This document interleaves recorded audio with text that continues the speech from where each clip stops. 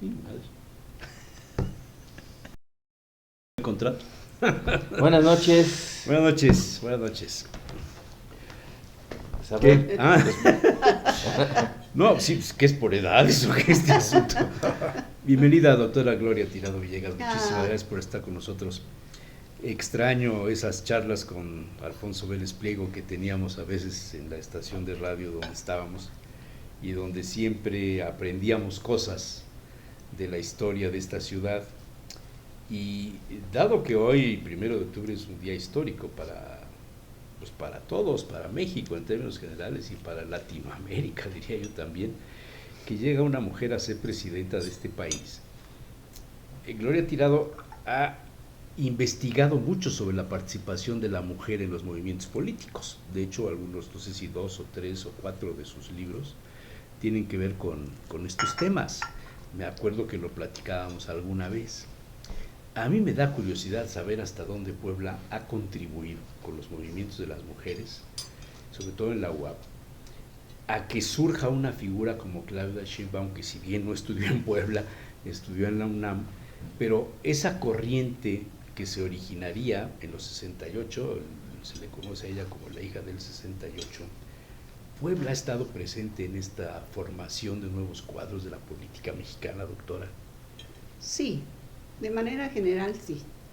Yo creo que en Puebla ha habido mujeres, muchas mujeres extraordinarias, luchadoras sociales, pero que lamentablemente pues la historia no las ha reconocido. Más allá de Carmen Cerdán, se acabaron. Se acabaron.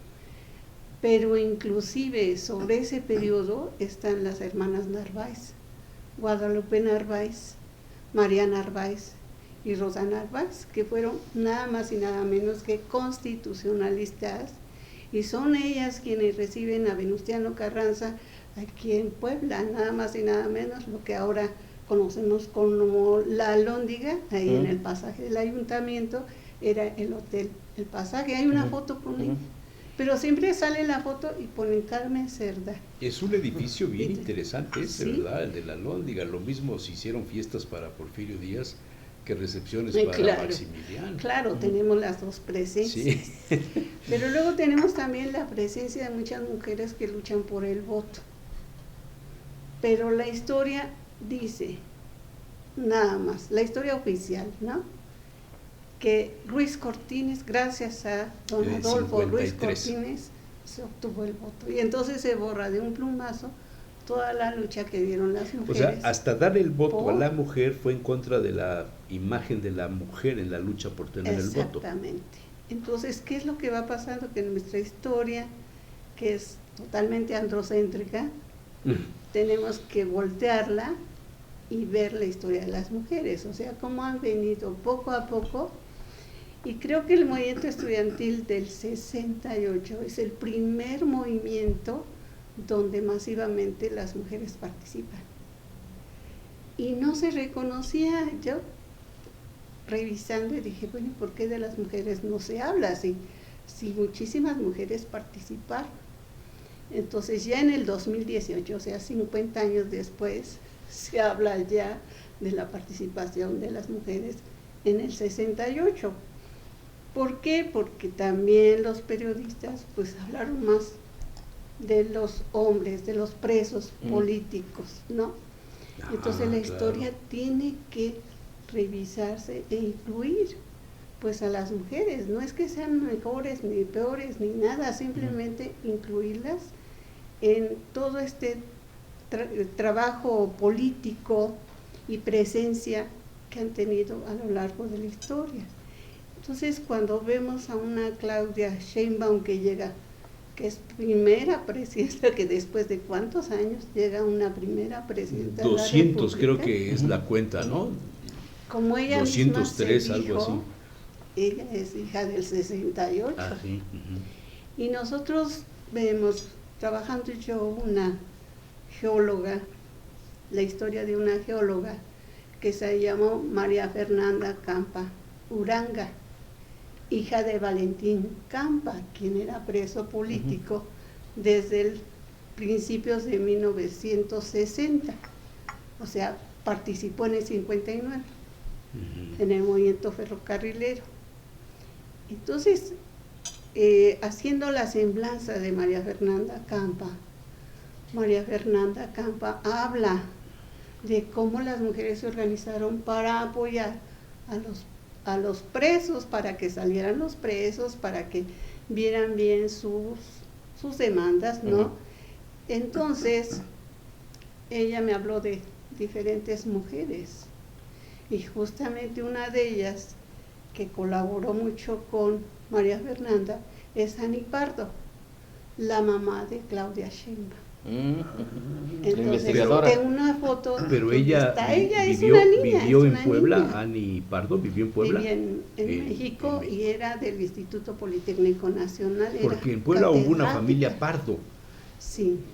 No de Raúl Pardo, sino no otra Raúl familia. Pardo Villafaña. No, hubo otra familia Pardo que venía de México, eran mis vecinos, pero eran los motociclistas Pardo. Sí, como no, sí. De ellos. Aunque creo que ellos son, de Tlaxcala. Sí, eran varios hermanos eran Pardo. Varios hermanos, gordos todos ellos. Gordos, sí, de la policía, del tránsito, de la policía, Pardo. Sí, entonces, bueno, Ani Pardo estuvo en Cuba, viene de Cuba, en fin, tiene otro origen, y luego llegan a Cuba y de Cuba se vienen para acá, para México. Y que venían huyendo. Entonces está Claudia, precisamente, una niñita, está en una foto donde está con María Fernanda y su hija de María Fernanda, que también era una pequeñita. ¿Qué no habrán escuchado en esas pláticas de los papás, los abuelos? Uf. Por eso es que pues las generaciones se van juntando, se van uniendo, hay una memoria. Oye, Gloria, viva, ahora que mencionaste al movimiento del 68, que tú lo has estudiado. Tiene 6 libros. Sí. La doctora es autora como de más de 40 libros, nos decía. Sí. Y de esos más de 40 libros, 6 son sobre el movimiento del 68. Y cuando los buscas, no los puedes comprar. Están agotados. Entonces tienes que pues pedir, yo localicé algunos, digamos, vía digital. Tienes que pedir a no sé qué, que te manden y que te... No es fácil. Hay que hacerlos más comerciales. Bueno, pues la pregunta era, tú que has estudiado el movimiento, cuando uno ve las fotografías de aquella época, el libro de Elena Poniatowska y muchos reportajes... Pero siempre se habla de Elena, ¿por qué no se habla de las otras? Sí, uno ve fotografías solamente y hace referencia a hombres. Pablo Gómez, mucha gente. Sí. Pero ¿cuántas mujeres estuvieron como presas políticas? Como presas políticas estuvieron 2, nada más. 2. Conocidas como la Tita y la Nacha. ¿La Tita y la Nacha? La Tita y la Nacha, sus apodos, ¿verdad? Sí. Pero o sus seudónimos. Roberta Bendaño, que es la Tita, pues era una dirigentaza, ¿verdad? Si uno la oye hablar en varios documentales, sale ella hablando, y era una mujer que tenía un vocerrón, pero muy fuerte, entonces era muy respetada, porque como decía ella, si no me respetaban, los mandaba yo a la quién sabe qué. Al rancho. Al rancho de López Obrador. Entonces, era muy conocida, ella muy aguerrida, porque tenía una experiencia también, había participado en el movimiento magisterial. ¿Eran líderes de la Ciudad de México? Era líder de la Facultad de Derecho de la UNAM. De la UNAM, ok. Y la Nacha también, Ignacia Rodríguez, también era de la facultad. Entonces, pues eran muy conocidas porque eran muy amigas. Pero la oradora, pues era la Tita, y muy reconocida y muy respetada. Entonces, ¿por qué? En el libro de Elena Poniatowska entrevista a varias que eran delegadas del Consejo Nacional de Huelga, pero todo eso pasa desapercibido, como ¿quiénes son ellas, no? O sea, porque son estudiantes. La mujer que escribe y el hombre que escribe anulan la participación de las mujeres jóvenes, le dieron prioridad. Menos Elena. Le dan prioridad al protagonista hombre. Claro. Es una misoginia. Sí, es misoginia, pero pues es una historia androcéntrica, ¿no? Donde el centro son los hombres. Entonces, si uno lee con atención el libro de Elena, que me encanta, pues entrevista a varias que son delegadas del Consejo Nacional de Huelga y le dicen lo que vivieron y lo que hicieron. Pero si uno ve las demás entrevistas, es a los líderes que van a la cárcel, que están en el Consejo Nacional de Huelga. Y luego, después de que sale el libro de Elena Poniatowska, sale el libro de Luis González de Alba, Los días y los años. Los días y los años, claro. Y habla, de hombres, obviamente, de los hombres. Entonces ven, así se va haciendo como una memoria muy presente, donde son los hombres los protagonistas. Y muchos años después, yo dije 50 años en el 2018, pero antes hay estudios de norteamericanas, anglosajonas, norteamericanas, ya con eso está dicho, que hablan entrevistan a varias mujeres. Y entonces ellas le van diciendo sus testimonios y dicen, no solo cocinábamos, también salíamos a hablar. O sea, no eran las Adelitas, pues, del no 68. Pero asombra que la izquierda no reconozca el papel de la mujer en el movimiento. Pues la izquierda son muchos misóginos. Sea de izquierda, de derecha o de lo que sea. Doctora, también. ¿Podría repetir eso? Porque creo que no se oyó bien. Sí. O sea, Puebla entonces resumió su historia en la misoginia de derecha y de izquierda contra la mujer. Pues qué fuerte, caray. La exclusión, ¿no? Sí. Cuando una de las expresiones de este movimiento, que no es un movimiento privativo de México, sino es un movimiento mundial, en Francia, en muchos países, era justamente la liberación femenina, pues. Exactamente. Es contradictoriamente. Una de las expresiones, ¿no? De la liberación femenina. Entonces, ahorita que dijo aquí de las fotografías, hay muchas fotografías que no se habían estudiado, pero en las fotografías hay un montón de mujeres que van en la manifestación, que van perifoneando así con su megáfono, que se suben al camión, etcétera. Hay muchas. Simplemente habían pasado de largo. ¿Tú fuiste militante? ¿Has sido militante de la izquierda? Sí. ¿Del Partido Comunista? Simpatizante. Un tiempo y un tiempo no. Todos los partidos de la izquierda. ¿Y su hermano fue miembro del Comité Nacional de Huelga? Mi hermano fue delegado al Consejo Nacional de Huelga en el Politécnico por la ESIQUE, que es de Ingeniería de Química. ¿Sí? Y cuando está ahí el movimiento, ¿usted estaba en la Ciudad de México? Yo estaba porque soñaba estudiar para maestra de danza clásica en la Escuela Nacional de la Danza, que está en el bosque de Chapultepec. Pero estalla, llego y ponen la bandera roja y negra, se fue a la huelga. Y entonces pues ya mi mamá me dijo, pues regrésate. ¿Viví en ese entonces en la Ciudad de México?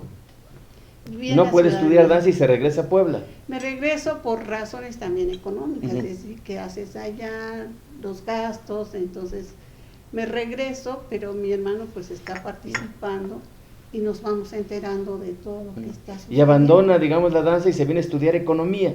Después, sí, perdí ese año, lo perdí.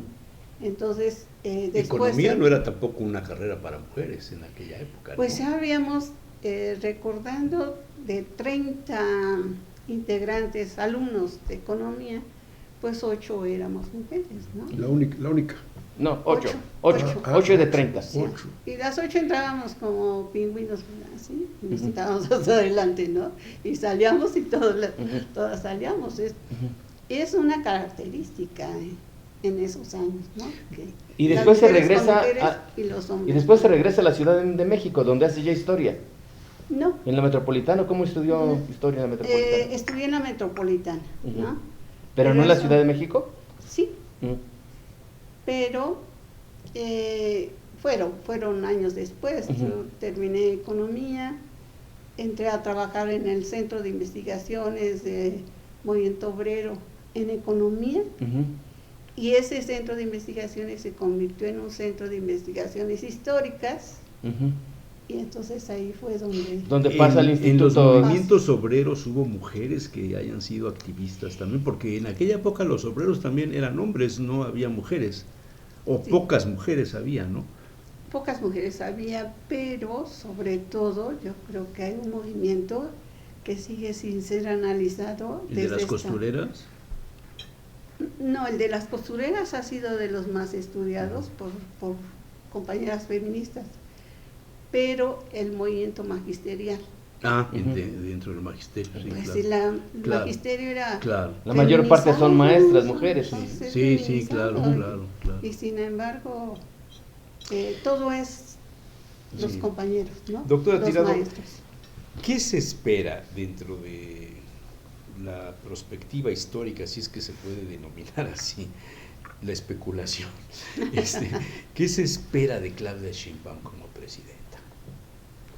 Hoy es una pregunta un poquito compleja, pero... La pensé toda la noche, dije, le voy a preguntar esto a la doctora. Pues yo espero, en primer lugar, espero de lo que ya tengo visualizado, primero la paridad, ya llega con paridad. Segundo, el empuje hacia las mujeres, lo dijo hace rato, la venía escuchando en el... Muy interesante el discurso. Es el tiempo de las mujeres, ¿no? Desde que comenzó este siglo, se dijo... es el siglo de las mujeres. El siglo de las mujeres, ¿no? Sí. Vamos con despacio, pero creo que por ahí es un buen comienzo. Segundo, yo espero que sí pongan manos a la obra con este cambio del sistema judicial y de lo que van a hacer. El plan C y todo este asunto. Que se realmente, que ya se pare toda esa violencia contra las mujeres, los feminicidios y la trata de mujeres, ¿no? ¿Por qué? Porque hay mucha colusión.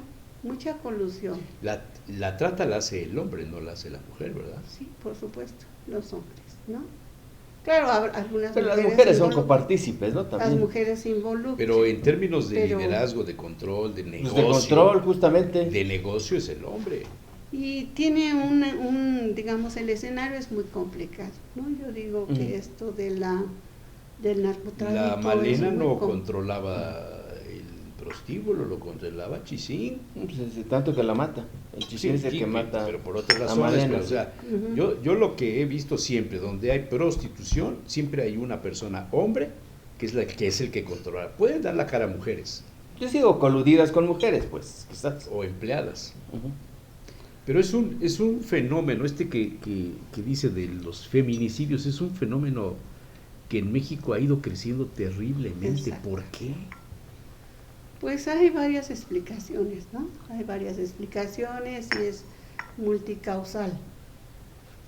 Recordemos también que el narcotráfico está jugando un papel terrible, ¿no?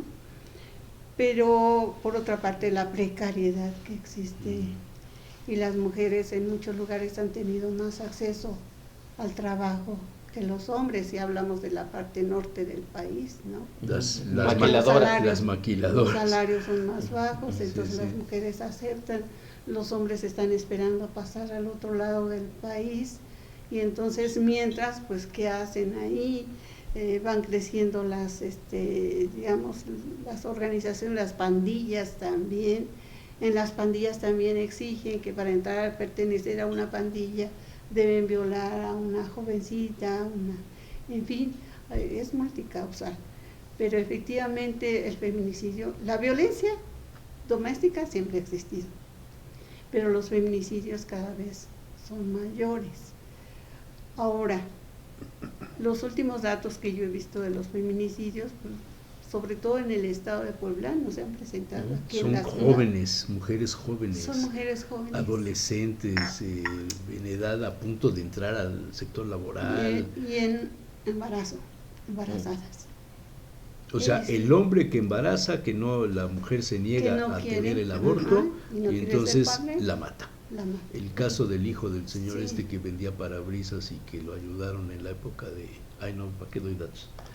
Está en el bote, sí. Yo lo que he visto también es que las matan, las exponen en los terrenos, ¿no?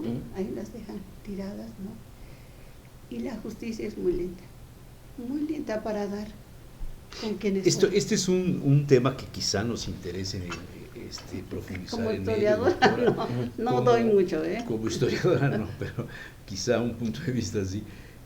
La llegada de Claudia Sheinbaum podrá modificar las actitudes de los ministerios públicos, de los fiscales, de los que imparten justicia en relación al tema del feminicidio. Pues por el simple hecho de que una mujer ya es presidenta. No, por supuesto que no. Por supuesto que hace falta cambiar muchos elementos. Yo digo, las prácticas en los ministerios públicos. Yo digo, por un lado va la ley y por otro lado están las prácticas.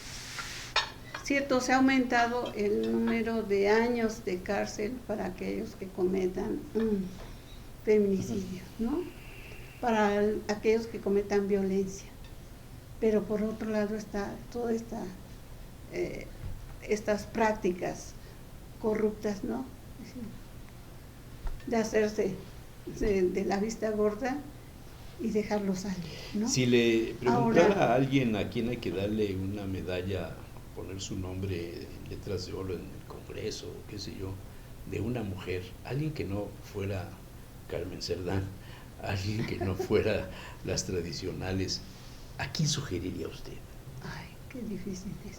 Y es que hoy vengo venenoso con las preguntas difíciles, Sí, está muy difícil, ¿no? Está muy difícil. Pues de momento no se me ocurre. Una mujer que usted diga, caray, esta de veras merece estar en el reconocimiento de todos.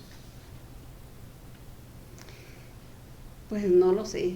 Si me lo pregunta de una investigadora, podría decir una académica, ¿no? Ajá. Pero eso no es suficiente. Tendría que ser una luchadora social, ¿no? En la línea de la pregunta de Chucho, hay una crisis de liderazgo, ya lo vemos que de hombres, por supuesto también de mujeres. Ah, caray. A ver, otra vez. Ay, qué bien. Otra Oiga, vez. Es decir, Claudia Estoy invitada a hablar de Claudia es un 68. garbanzo de libra. Claudia Sheinbaum es un garbanzo de libra. La gobernadora de Tlaxcala también lo es, dicen que es una mujer extraordinaria.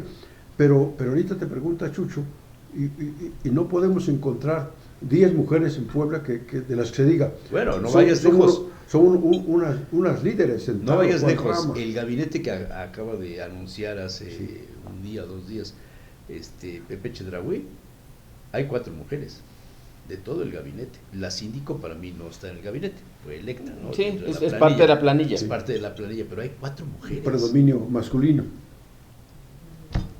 Nadie se fijó en eso, ¿verdad? A ver, ¿Qué pasa ahí? ¿Qué pasa ahí? A ver esos ¿no? reporteros. Hombre. Ay, pues yo creo que... Hay misoginia en el ayuntamiento. Que la política se cuece muy aparte, ¿no? La política, digamos, quienes llegan a ocupar esos cargos, pues tienen compromisos, ¿no? Compromisos políticos. Y no siempre llegan las mejores personas a su gabinete, o quienes realmente se lo merecen, ¿sí? Entonces, yo tendré mis dudas de cuál va a ser su desempeño en lo siguiente, pero me parece que habiendo mujeres tan destacadas, se tenga una secretaria de Cultura, ¿no? Que no tenga una trayectoria. ¿Y cómo es Pero que yo una tengo mujer llega a ser alumnas- rectora de la UAP y no se derrama esto en él?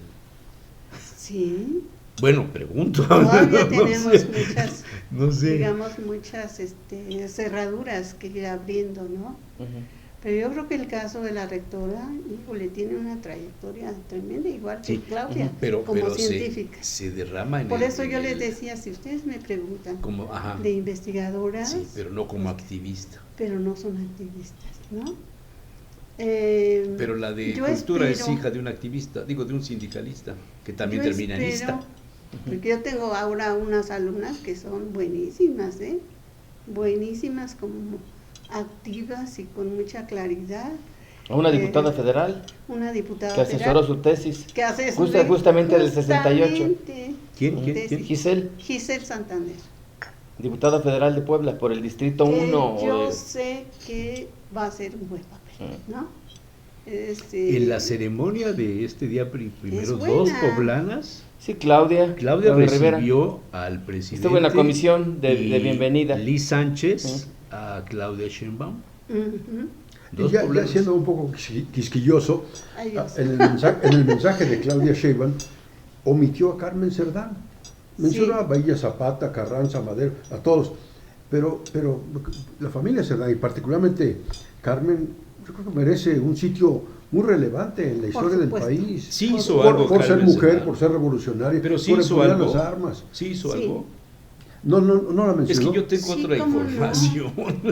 ¿Cómo A ver, no? Sí. ¿qué tenía un hizo papel Carmen relevante. Cerdán? Carmen Cerdán, igual que su hermana Natalia, Natalia. apoyaron a sus hermanos. Ajá. ¿Por qué? En esa época, las mujeres no participaban para nada y en nada. Entonces, sí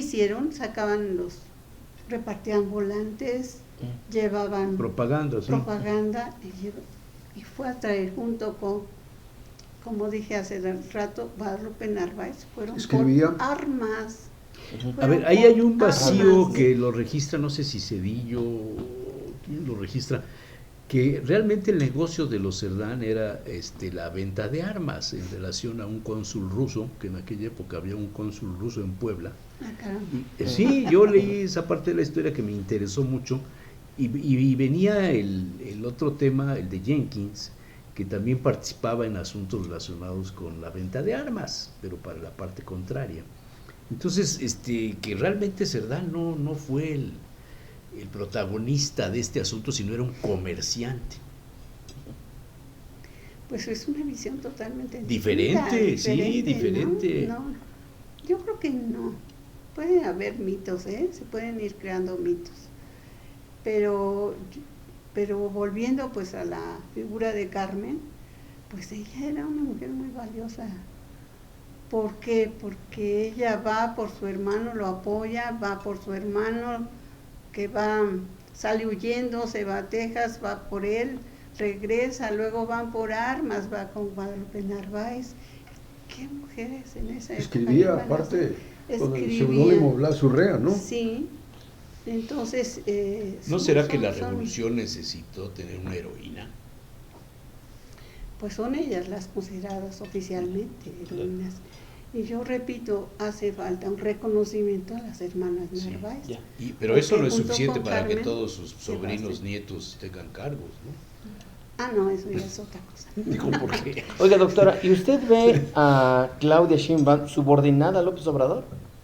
¿Cree que esta... Hoy dijo cosas muy interesantes. Bueno, pues hoy digamos, fue un reconocimiento. Las primeras palabras de su discurso fueron un reconocimiento a López Obrador. Marcó y ha decidido retirarse. No, yo creo que así muy... ¿Usted cree que se va subordinada, yo no la veo. Tampoco. Claro, es una buena política. A mí me encantó su vestido. Qué bonito vestido.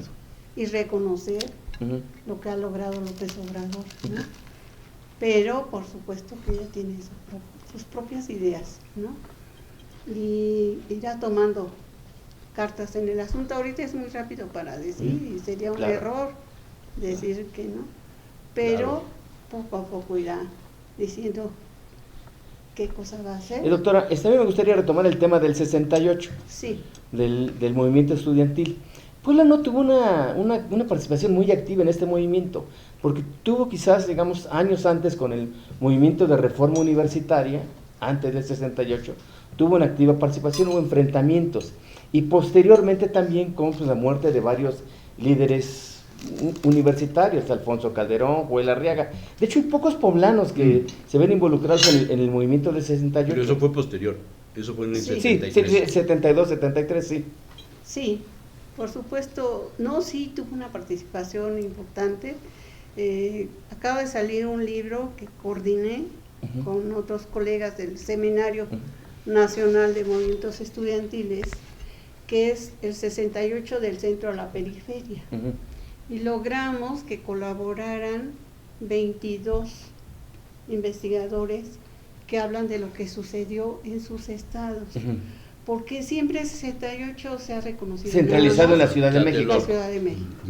Y luego de la Ciudad de México, la UNAM. Y luego de la UNAM, nada más lo de la Plaza de las Tres Culturas. Y si acaso el Poli, un poquito. Un poquito el Poli. Del Poli recientemente han estado escribiendo libros, han aparecido más, donde van descifrando incluso cosas bien interesantes, porque de 68 se dice como si el 22 de julio hubiera sido el inicio del movimiento estudiantil. Esa es la historia oficial. La represión a los estudiantes del Poli. El enfrentamiento entre los estudiantes del Politécnico y los estudiantes de la Isaac Ocho Terena, que era de la UNAM, ¿no? Pero, esa es la historia oficial. Pero movimientos estudiantiles hubo a lo largo de la década de los 60. Y en 1956 hay un movimiento estudiantil muy importante en el Instituto Politécnico Nacional, porque el Politécnico Nacional nace con su internado. Y entonces los muchachos se van a la huelga porque exigen que ese internado no desaparezca. Nombran a un director y dice, pues, ¿qué hacen aquí? ¿Qué tiene que pagarse el internado? Entonces, el internado jugaba un papel importantísimo, porque llegaba gente de todo el país. Del país. 68 no puede entenderse si no vemos cómo estaba la educación también en el país, ¿no? Se hablaba de masificación en las universidades del interior, pero en nuestra universidad eran 10.500 estudiantes, ¿no? Da risa comparado con el número de estudiantes que había en la UNAM, que eran muchísimo más, y del Politécnico. Simplemente la huelga del Politécnico, pues son miles de estudiantes los que se fueron a la huelga en 56. Entonces 68, cuando llega 68 y en la UAP se van, a apoyar la huelga. Por lo que sucede es que había habido el movimiento 61, como les dijo, el del 64, que claro, fue el movimiento 64 fue estudiantil y lechero. ¿Sí? Con Nava Castillo, que cayó Nava Castillo, en consecuencia, ¿sí? Y entonces hay, como les decía hace rato, una memoria que se va uniendo, ¿sí? Entre generación y la siguiente generación. Entonces, en 68 había presos también de Puebla, que era Enrique Cabrera Barroso. Entonces, en febrero se organiza la marcha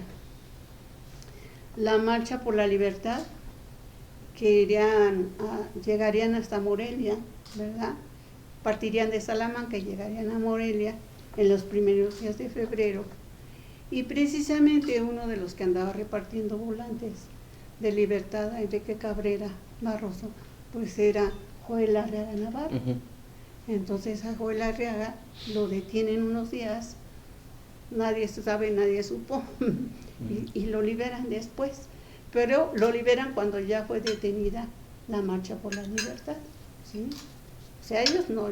O sea, descabezaron esa marcha deteniendo a los dirigentes. ¿En el 68? 68, febrero de 68. Que era entonces, por eso les digo, 68 no empieza ahí.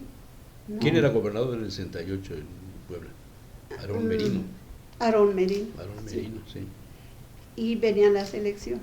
Sí. Oye, Gloria, tú que has estudiado con detalle liderazgos, movimientos, hechos, particularizo sobre una pregunta. Hubo un dirigente aquí, brillante, un orador extraordinario, creo que tenía 2 carreras, cursaba 2 carreras, era muy seguido, muy admirado, y se le perdió la pista. Tú has de saber de José Luis Victoria. José Luis Victoria se fue, participa en 68. ¿De qué Victorias era? Él estudiaba economía, era estudiante de economía. ¿Poblano? Y fue delegado al Consejo Nacional de Huelga por la Universidad Autónoma de Puebla, junto con Miguel Ángel Burgos, que también era muy buen orador. A mí me parecen los dos líderes más importantes del movimiento en Puebla. Oye, Miguel Ángel Burgos era de los Burgos Ochoategui. Ay, no sé. De los galácticos, ¿no? De los galácticos. Sí, claro. Pero aparece una mujer, ahí va. Su esposa. Rosa María Barrientos. Gran. Hermana de Hugo Barrientos, no, de Carlos. De Carlos Barrientos y de otro de Juan José. Que tenía además una particularidad. El famoso era Carlos. Que era muy guapa. ¿Carlos Barrientos? ¿El que fue secretario general? Ya estoy confundiendo las Estás cosas. confundido porque Rosa había dos María. Carlos Barrientos, Ujú. pero uno era el hermano de Hugo y hermano de pero no eran los que estaban en el gobierno de Miguel Quirós, Ujú, son los que tú piensas. Rosa María tenía la particularidad de además ser una lideresa brillante, buena estudiante, muy guapa. Muy guapa, pero ahí va otra cosa. 68, Rosa María es la primera consejera universitaria que ¿En la UAP? estudiaba historia La primera consejera universitaria mujer en el Consejo Universitario de la UAP. del agua, ¿no? Entonces es otro elemento más ¿Por qué carrera? que había pasado de largo. Ella estudió historia. Historia, ya. Entonces, ya en el movimiento forman un grupo de mujeres, una brigada de mujeres que les decían las rosas, Las rusas, rosas, por Rosa María Barrientos, Rosa María Vilés. ¿Y Rosa Márquez? No, Rosa No, Márquez viene Rosa después. Márquez es después. Rosa Rosario, una de psicología, puras rosas, ¿no? Que tenían, digamos, como en común que jugaban básquetbol. Ujú. Ah, Entonces es interesante verlas, pues también en su ámbito, más allá de la universidad, pues tenían muchas amigas, amigos, etcétera.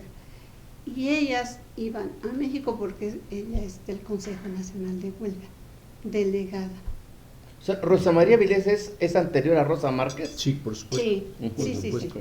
Rosa María Yo pensé que eran Vilés contemporáneos. No. era estudiante de física, Sí, Sí. pero de primero de Ujú, física, ujú. ¿sí? Entonces es una generación que, como les digo, todo se ha escrito de quiénes son los líderes. Entonces, viendo la lista de los integrantes del Consejo Nacional de Huelga, voy viendo su nombre. Ujú. Y la entrevisté, ¿verdad? Me encantó entrevistarme. Federico López Huerta también fue preso político de aquella época. Ah, Fue claro, por poco Federico, tiempo, sí. por poco tiempo. cierto Que luego estuvo Sí. en el PRI, claro. Pero estuvo preso aquí, Sí, y también en México. sí, pero por poco tiempo. También Poco me tiempo, entrevisté. 3 meses. Sí, Por cierto, que él entrevisté. platicó un detalle, a mí me lo platicó, que nunca lo he visto en los libros de historia.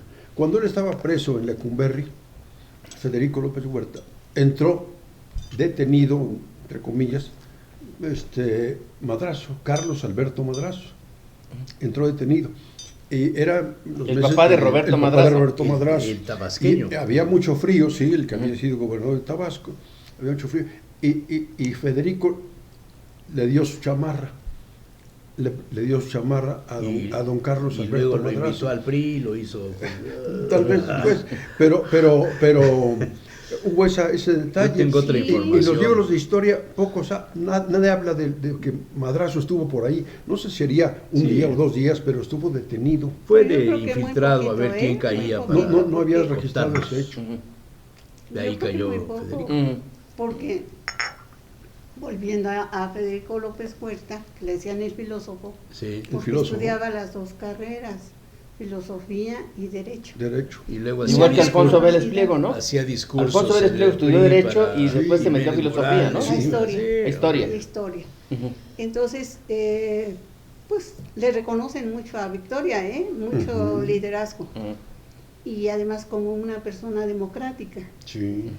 Porque independientemente que si eran del PRI, del PAN, bueno, del PAN no participaron, pero en ese momento era gente democrática, Sí. ¿no? Y más adelante es de ahí donde se desprende y regreso hasta que me preguntaba, por supuesto que Puebla es una de las universidades donde mayor apoyo hubo para El movimiento para el de- movimiento, de pero no hubo 68. líderes que trascendieran. A nivel nacional, no. Ujú. Pero Eran a nivel líderes local. locales. Local, sí. Ujú. Y ya hemos hablado de Burgos, de Victoria, de Luis Ortega Morales, ¿sí? De Economía. Luis Rivera Terrazas, Terrazas, pues que no fue era el un rector líder, de la universidad. Pero no estaba en la era UAP en no era un aquella líder, época. no era un activista. Ujú. Y por supuesto que iban y venían Ujú. a la Ciudad de México. Ujú. Porque había 3 autobuses, un autobús que les regaló, por cierto, el presidente, Gustavo Díaz Ordaz, y otro que les regaló el gobernador, Aarón Merino Fernández. Entonces tenían en economía, tenían en derecho y tenían en contaduría, en ingeniería civil. Hasta hay una foto donde están con su autobús muy felices. Entonces iban y venían, o sea, eran muy activos, ¿no? Bueno, ¿eran activistas del 68 con patrocinio del gobierno? O sea, con los autobuses del gobierno. ¿O no, cómo pues está Bernardo? Le regalaron los autobuses a las escuelas de la universidad, pero ellos los usaban. Pero también hubo otros poblanos que participaron en el 68 del otro lado. Bueno, claro. los FUAS. Claro, está a No, la derecha. no eran los FUAS. Los FUAS fueron del 61, 64. También. Había otros poblanos, todavía están vivos, podrías entrevistarlos. A ver, nombres. No, pues entrevístalos tú. Bueno, pero entonces sí participaron mucho, digamos, y la cercanía con el Distrito Federal era excelente, porque entonces la autopista 2 horas no era tanto como ahora. Sí. Ahora sí nos hacemos mucho más tiempo, sí. ¿no? Oye, pero sí podían ir y venir, y además eran muy audaces. Y nada más termino con esto porque me encantan estas anécdotas de que iban a la normal de Teteles, porque es de mujeres, femenina, pues les daba tiempo de ir a echar novio, ¿no? ¿Ah, sí? Usar los camiones o en sus coches particulares y regresar, ¿no? Digo, pues son los jóvenes en ese momento, ¿no? Oye, Gloria, un maestro que también tú te has de acordar muy bien, que participó en otro nivel. No era tan activista de calle, pero era ideólogo, el maestro Joaquín Sánchez Magrego. No, espérate, el maestro Pachón también.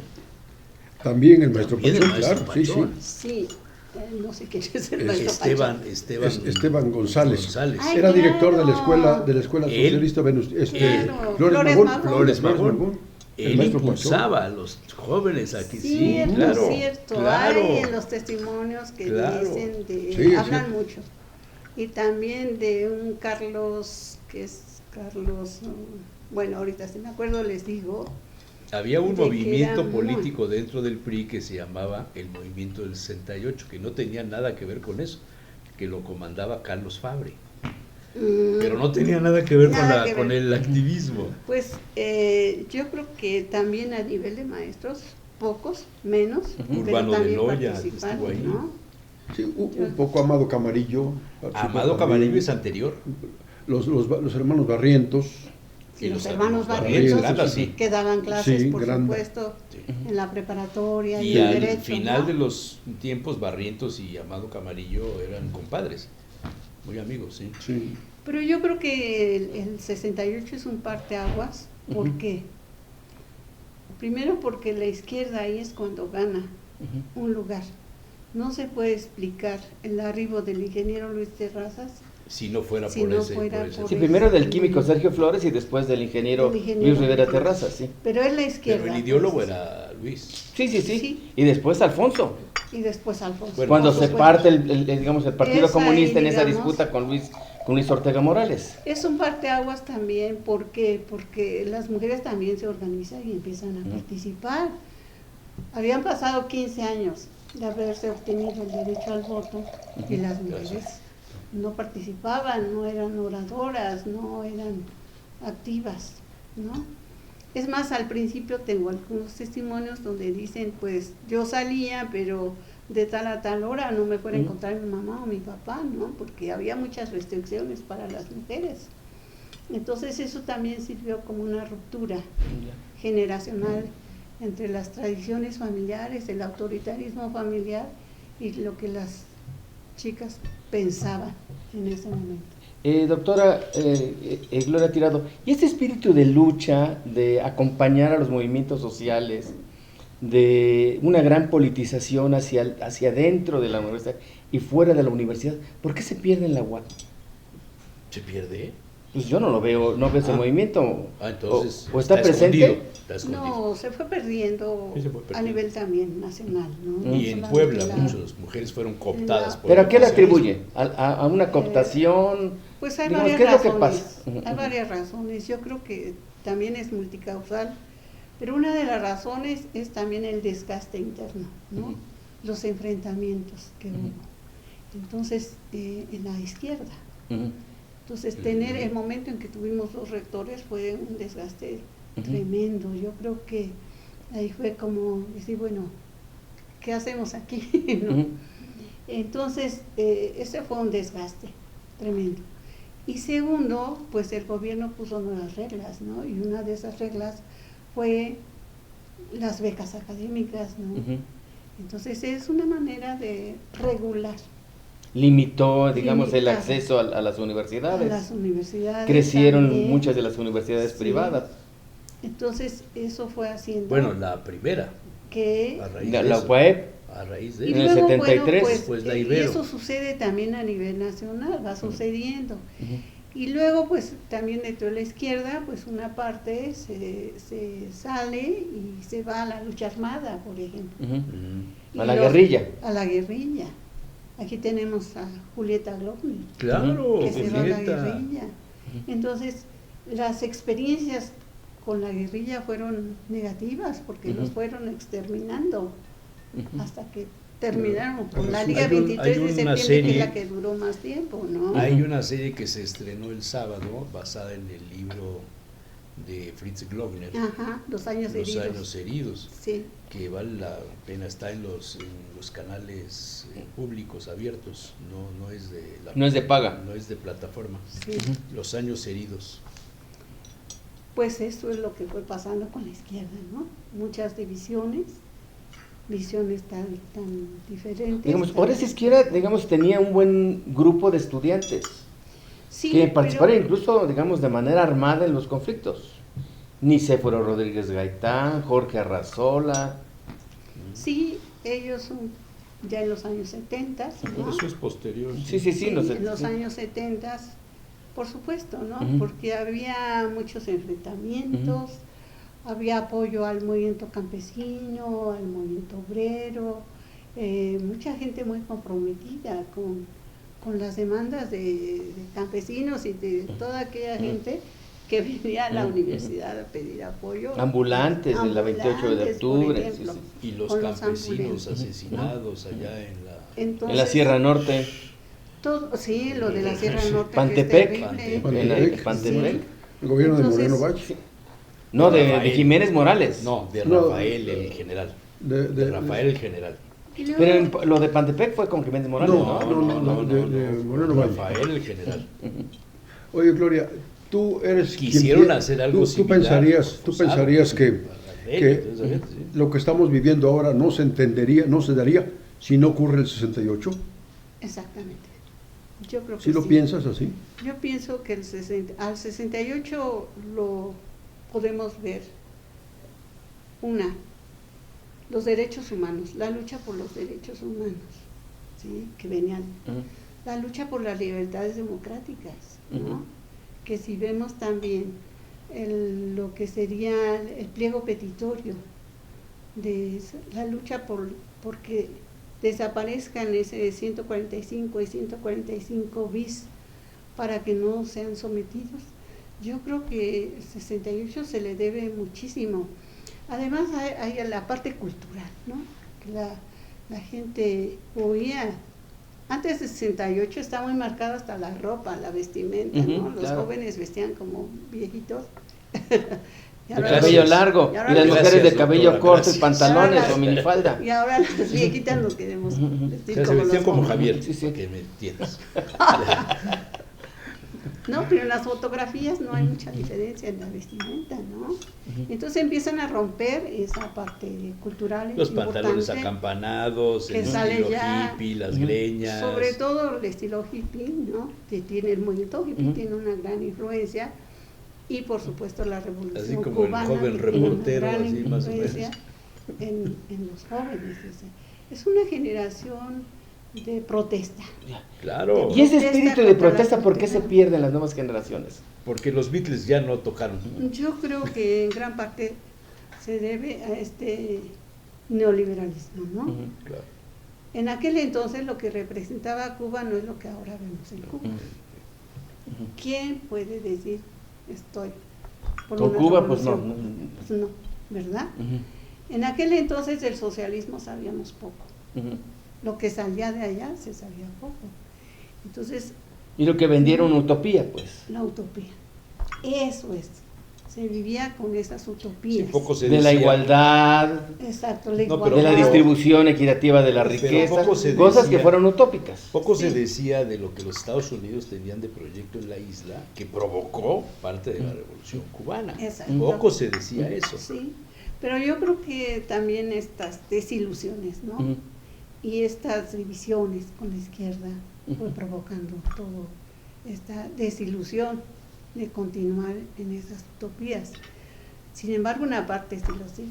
Y yo Ujú. creo que el hecho de que Andrés Manuel López Obrador haya perdido 2 veces y hasta la tercera hubiera Ujú. ganado, ahí siguió la gente, mucha gente apoyándolo, ¿no? Ujú. Mucha gente, pues si no, ya no era de un partido político, porque también los partidos No, desaparecieron. pero tenían confianza y tenían fe en mucha lo que iba a fe hacer. en Sí. lo que él iba a hacer. Sí. Y yo creo que ese lema de primero los pobres Sin pegó, duda. pegó sin duda. sin Y duda. yo creo que eso es algo que a mí me convenció, por supuesto, ¿no? ¿Por qué? Porque tenemos un país de muchos pobres, seguimos Ujú. todavía teniendo mucho país. En nuestro país también tenemos un problema ya muy presente, que es la gente de la tercera edad, Ujú. que necesita atención médica, que no tiene seguro social. Entonces, muchas de las iniciativas que él dejó, ya no son iniciativas, mucho de lo que él dejó hecho es magnífico. Oye, No es Ahora casual que ve, la digamos, gente- un renacimiento de estas luchas estudiantiles, no sé, con los jóvenes de la normal de Ayotzinapa, Sí, los no, estudiantes de las ese facultades de movimiento- Derecho protestando por la reforma judicial. Sí, no, es Pero terrible. son movimientos con raíces diferentes, ¿no? Sí, pero Sí, digamos, sí. son distintos movimientos. Sí, Oye, pero Gloria, hay en toda esta ahorita regreso. Sí. en toda esta atmósfera que hoy tenemos y que se vino generando, como apuntas en el 68, ¿qué papeles atribuyes, por ejemplo, a un periodista como Julio Scherer y a un caricaturista como Ríos? O Naranjo. Magníficos, magníficos. Para mí Rius formó mucho a la generación, a esa generación, que lo leíamos Todos. con mucha avidez, era muy agudo. Era el ideólogo. Sí, muy agudo eso. El fisgón de hoy. Sí, y Julio Scherer ni se diga, ¿no? Mis respetos, ¿no? Después forma la revista Proceso, muy, digamos, de esos periodistas muy reconocidos, ¿no? Yo creo. Pero volviendo a esto que decían de lo de Ayotzinapa, lo que ocurre en Ayotzinapa, que es muy lamentable, yo creo que los regímenes, salvo Adolfo López Mateos y los siguientes, y Gustavo Díaz Ordaz, cerraron muchas normales, ¿no? Y además las dejaron empobrecer. Los recursos que les dan a las normales y las condiciones. Las normales rurales. Las normales rurales son terribles. Porque eran los semilleros del comunismo, decían en aquellas épocas. Porque era así esta visión tan absurda, ¿no? De que combatir a todos los comunistas. Pues, ¿cómo no iban a ser comunistas? Y lo que salían era a pelear, que hubiera más beca, que les dieran más becas, que les dieran mejor alimentos, etcétera. Si uno ve las noticias de cuando sucede lo de Ayotzinapa y uno ve las condiciones en las cuales está la normal, dice, ay, pues no puede ser. Y no que más puede históricamente era una lucha constante ser. Ha sido una lucha constante. de esa zona. Hoy en la mañana leí que en 1942 ya se da un movimiento y en 41, en la normal de 41, en la normal de Ayotzinapa. Y también los mandan a golpear y son comunistas, etcétera, ya estando Manuel Ávila Camacho. Ha sido una constante contra las normales, ¿eh? Entonces creo que esa es una cosa pendiente para la presidenta, porque Una asignatura pendiente. sí, porque López Obrador dijo vamos a apoyar y se abrió una normal, pero se requiere que se abran más normales. ¿Por qué? O más universidades, Y porque, más universidades. porque las Benito Juárez, hoy estoy en E-Consulta, publicamos una nota, pues ha sido un fracaso. Tienen 1.500 alumnos, los 5 planteles de las universidades Benito Juárez, y de esos 1.000 se concentran en Sinacatepec, que era la tierra de Miguel Barbosa. Pues, ¿Qué tiene que ver? No entendí nada. Digamos que no ha habido, digamos, un apoyo efectivo, real, Está a las claro. universidades públicas, pues. bueno, esperemos, yo digo, nuestra universidad está muy bien equipada, ¿no? La UAP. Los edificios de la Universidad de la UAP, y son 110,000 estudiantes. Sí, son Ujú. muchos, Es muchos. increíble lo que ha Son crecido muchos, nuestra muchos. universidad, ¿no? Entonces, tienen unos días que inauguraron CU2. CU2, entonces tiene laboratorios, no, ha sido importante la presencia de nuestra universidad, y debemos aspirar a que la educación, sobre todo, se apoye en la educación pública, ¿no? Pero las normales también, porque están en el interior, están en las poblaciones pequeñas, y eso... Y que son instituciones en extinción. Sí. Casi todas las normales rurales están por desaparecer. Exactamente, y están en malas condiciones. Entonces, lo que se necesita también es apoyar también la educación primaria. Claro. También tenemos rezagos Claro. en el interior del país. Entonces, tenemos muchos sexenios en donde se olvidó el apoyo al campo. ¿Nunca te ha pasado por la cabeza Y ahora, la rectoría de la universidad? ¿Ser rectora de la universidad? no, ¿No? ¿O todavía no? todavía no estoy. Me encanta escribir, me encanta escribir, me encanta dirigir las tesis, y eso es muy complicado, ¿no? 51 años de maestra, Andar escritora para de acá y para libros, allá. historiadora. Es nivel 2, que no es Sí. cualquier Ya no cosa. Sí, sí. Más de alto. 40 libros, que Sí. tampoco es Yo cualquier diría, cosa. ya no Una estoy figura. para esos trotes. Ujú. Bueno, mi querida Lilia, porque es joven. Escribe en E-Consulta, escribió Sí. El Momento. Escribí en Entrevistó con momento, Chucho. sí, muchas gracias, porque ahí estaba como director de Momento, Ujú. sí, pero no me ha pasado. Y Y me lo han preguntado, Ujú.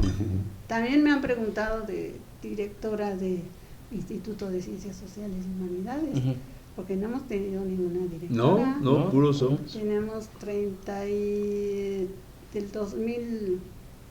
de 1991 a la fecha, sí, 33 años, Esa sería una buena meta antes de jubilarse. ¿verdad? No. Tu mundo es la academia. Mi mundo Investigación. es la academia, ya ahí quedé y ahí estoy. Pero, pues, Y digamos, la dirección creo que- del Instituto de Ponchito no está reñida. Tienes No, todos los ahí merecimientos. está. Tienes todos los merecimientos. Todas las y- cartas credenciales para, Sí, digamos, sí. Una mujer muy honrada, muy admirable. y muy reconocida por Sí. por sus pares. Sí, sí, Que en sí. este medio es algo muy complicado. Ah, sí. Eso Sí, no sabía sí. que fuera reconocida por mis pares, pero la verdad es que es complicado, ¿no? La vida, yo creo que por eso las mujeres no entramos a muchos cargos, ¿no? Porque la vida familiar, etcétera. Entonces yo digo, ahora que me jubile, me voy a dedicar a pasear, ¿no? O a escribir. Escribir, pasear y con mis nietos, ¿no? Ya, eso es lo mejor que puedo hacer. Y pelearme aquí con mis fantasmas nada más, ¿no? ¿Verdad? Muy interesante. Es una plática muy sabrosa, muy Y aprender enriquecedora. a cocinar, ¿no? Así. Muchas gracias, Gloria. Muchas Muchísimas a gracias, doctora ustedes, Gloria Tirado, muy amable. Muchas gracias, Un muy placer. amenas sus preguntas y complicadas de repente. Ay, sí. Un placer, un verdadero placer. Muchísimas Muchas gracias. gracias. Sí. Y bueno, Hasta el próximo miércoles. Que esto que el otro, salud. si tienen tele, ahí se ve. Salud. Capaz que mi director ve sí quiero ser directora.